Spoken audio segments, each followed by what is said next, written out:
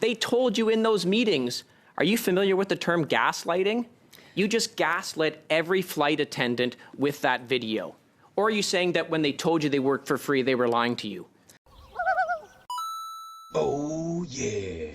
The UN has found that Track 2 MAID violates the rights of people with disabilities. Krista Carr from Inclusion Canada has testified that MAID is regularly raised with people with disabilities who are accessing unrelated public services. Inclusion Canada hears complaints about this on a weekly basis, according to their testimony before the Finance Committee. Are you concerned about Krista Carr's testimony and the UN's findings in this regard?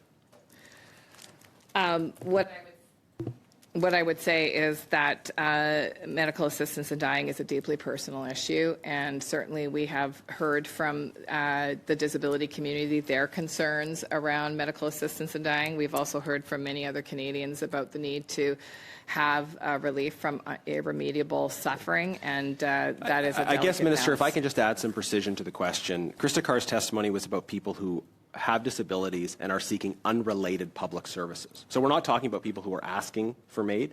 We're talking about people seeking unrelated public services who are having MAID proposed to them, offered to them. And I wonder if you think that's acceptable. So, Mr. Chair, my job as Minister of Jobs and Families is to make sure that people with disabilities have every opportunity to participate in society that people without disabilities have. So I'm responsible for the Accessibilities Act. I'm responsible for the Opportunities Fund. But Minister, again, if I can just clarify, the issue we're talking about is people coming seeking other public services. So people interacting with government who have disabilities. And there have been reports repeatedly raised by Inclusion Canada and other stakeholders about people trying to access those services.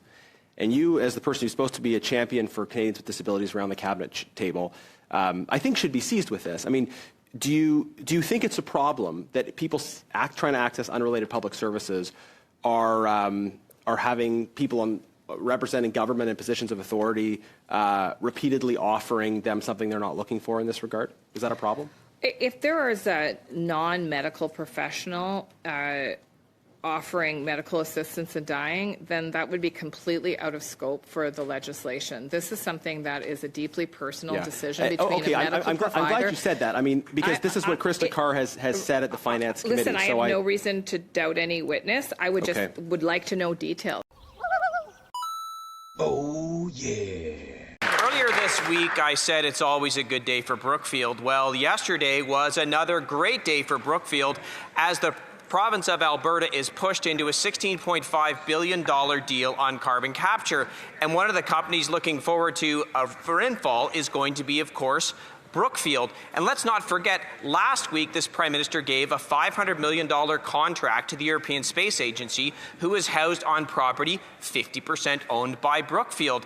And also, let's also not forget that 3 days after this Prime Minister had a meeting with President Trump, the President personally signed an agreement for $80 billion with Brookfield for nuclear energy.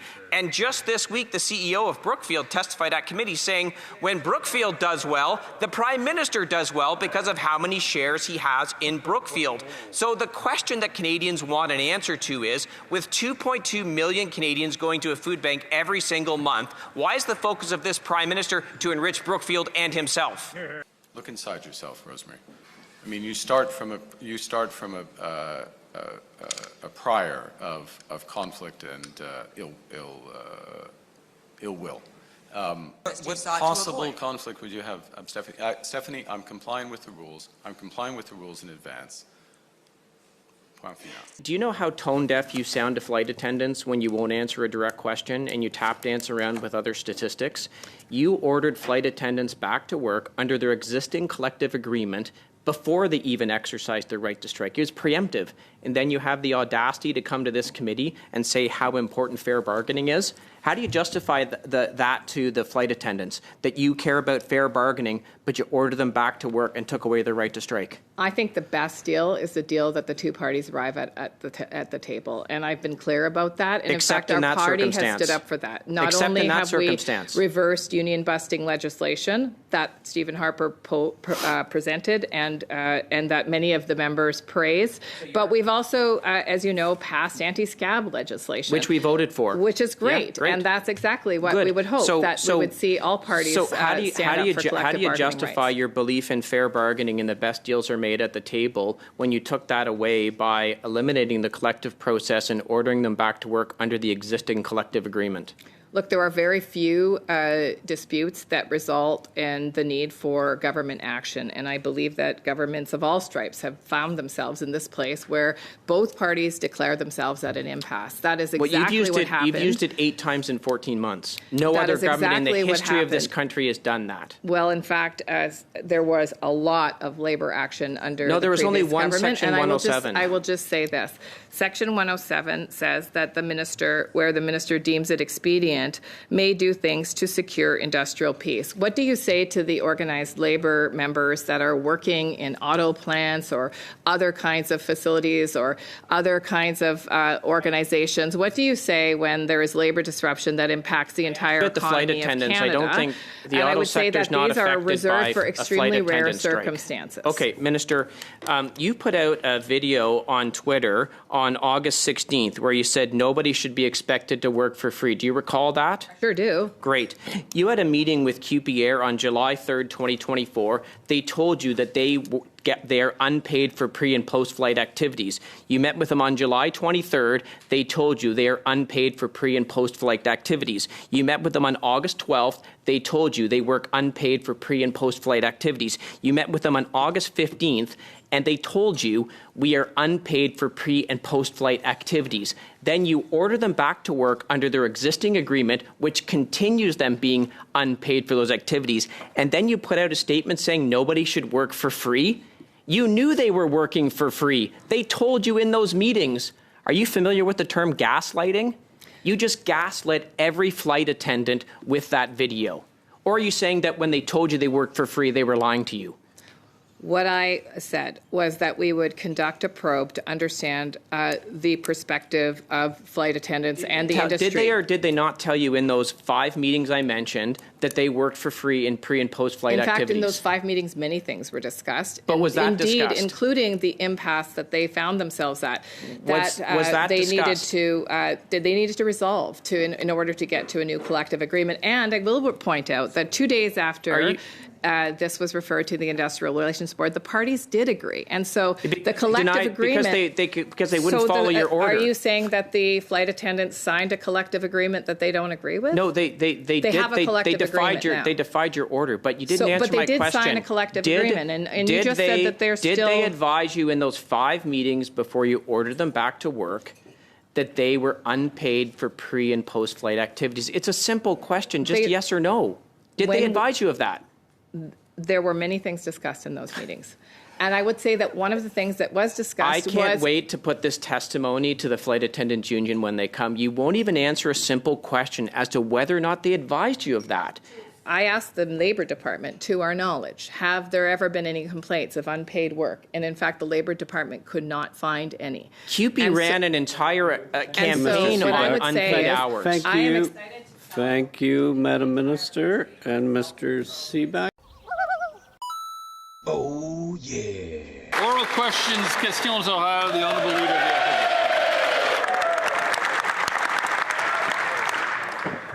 Opposition. In what year will construction begin on a new pipeline to the Pacific? The world is changing rapidly. The United States, the world's largest economy, is fundamentally reshaping all of its trade relationships, causing major disruption and upheaval for Canadians. It's time to transform our economy from one that is reliant on a single trading partner to one that is stronger, more self-sufficient, and resilient to global shocks. To these ends, Canada and Alberta share the same ambitions: diversify our export markets, make Canada an energy superpower, and build a stronger, cleaner, more independent, more competitive economy. All right, he can't tell us the year in which construction will begin. Can he tell us In what decade will construction begin on a new pipeline to the Pacific?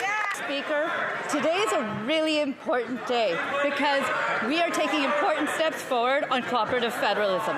The Prime Minister has been clear, and we've always known, we cannot reach our climate objectives if we are not working with all of the provinces and territories.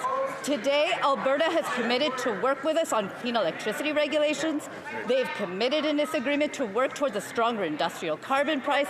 They have committed to work with us on methane regulations. Those are important steps forward for Canada to move towards its climate objective, and we will keep doing that work. They don't know the year that construction will begin. They don't know the decade that construction will begin. And the Environment Minister couldn't even bring herself to utter the word pipeline in her answer to the question. And what today's deal allows a proposal for a pipeline to go to an office in 7 months, which will then be studied for 2 years, after which the Prime Minister will give a pipeline veto to the BC NDP Premier, who's already said he's against. Isn't this pipeline going to be built in the year never? Our government has reached an important MOU with Danielle Smith, the Premier, and the province of Alberta that creates an energy transition in all aspects of energy. Tell us when a pipeline will be under construction. Let's just unpack the Prime Minister's allusion here. He's telling the Keep It in the Ground caucus of the Liberal Party that they just need to be quiet because there won't be a pipeline anyway. What he will do is delay it for several years until after a prospective election, during which he can dangle a possible pipeline in front of the people, but after which he can hand veto power that is not in the Constitution over to the BC NDP Premier, who will block the thing from ever happening. Isn't it true that this isn't a pipeline? It's a pipe dream. Oh, yeah. And I will do the same thing, try to give you time to round out your questions and answers. So we begin with the second round for the Conservatives. Mr. Strauss. Chair, Dr. Houston, do you know how much money came to postgraduate medical education at the University of Toronto, specifically from Saudi Arabian sources last year? Well, if we say that Saudi Arabia represents approximately 40% of the learners, and we got $45 million, then I would say it would be $18 million. Well done. Fast math. Thank you. Does the University of Toronto receive, and particularly the Temerity School of Medicine, receive other sources of funding from Saudi Arabia other than that, like, let's say in terms of donations or other partnerships, say not directly associated with the visa trainees? Not to the best of my knowledge. Okay. You mentioned this episode in 2018. I was on a medical faculty at that time. I remember it very well. Just to say it into the record again, Chrystia Freeland was then the Foreign Affairs Minister. She criticized the Saudi government. They were putting women in prison because they had the temerity to advocate for their right to drive.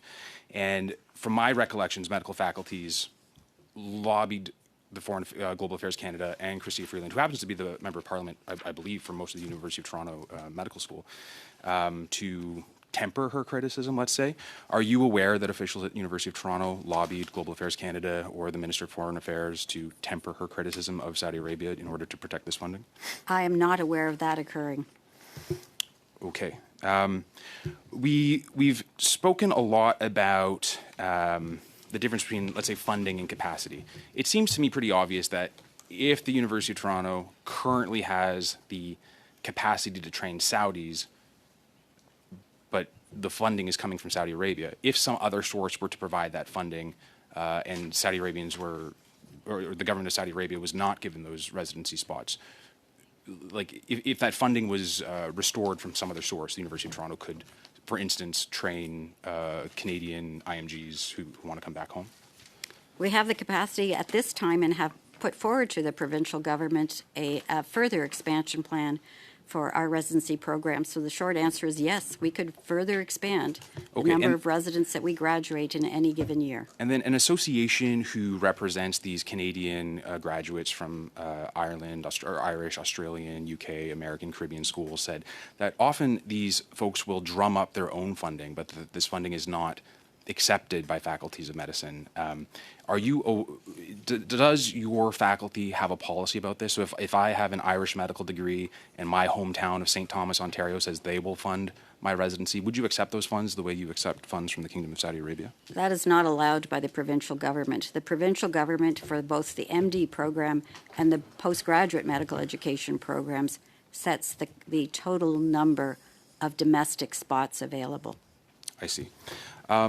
The Kingdom of Saudi Arabia is a brutally repressive dictatorship. So shortly after this episode in 2018, they lured a Washington Post journalist into their Turkish consulate. They dismembered him with a bone saw. This repression continues to this day. They executed somebody for tweets critical of the government this past summer. Do you have any concern that the Temerity medical faculty is compromised by receiving money from this sort of source?